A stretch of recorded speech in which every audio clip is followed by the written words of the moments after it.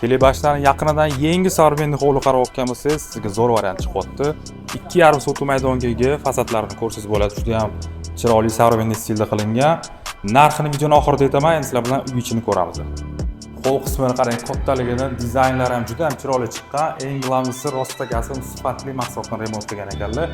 Birinchi etajda holdan tashqari oshxona qismi bor, zal qismi bor, sanuzel va bitta spalni ichida o'zini sanuzel bilan bo'lyapti va podval qismi ham to'liq qilingan.